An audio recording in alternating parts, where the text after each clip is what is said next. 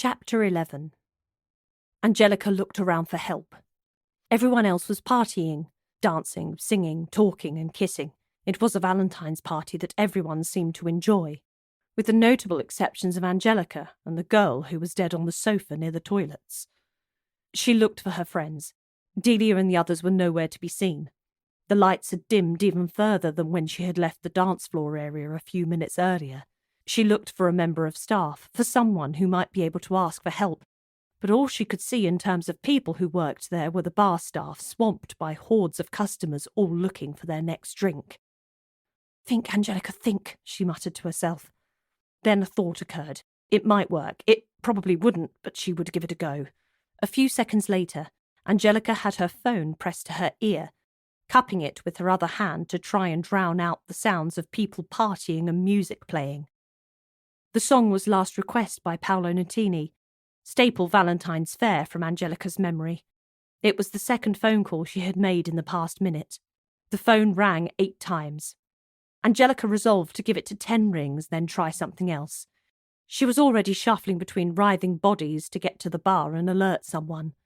9 rings. No answer. Her plan wasn't going to work.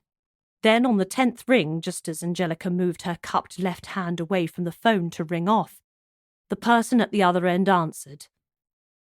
Angelica wasn't sure if they had spoken or not against the din of the ball, but she patiently listened again. Still nothing. "Hello!" She spoke as loudly as she dared, surrounded by people. Not that any of them paid her any attention. They were far too busy having a good time. "Hola!" the reply came.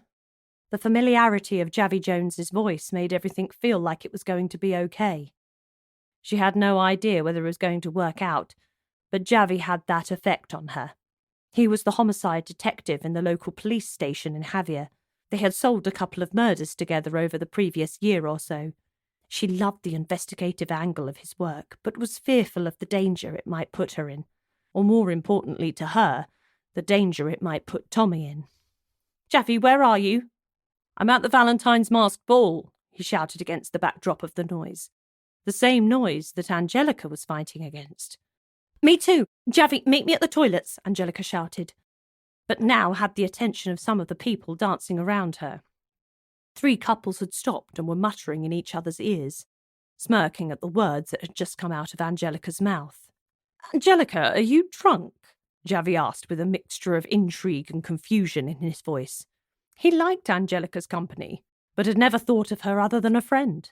If she wanted to take things further, then he was happy to do this slowly. This wasn't what he had in mind. "Not inside the toilets, outside the toilets, and be there as quickly as you can."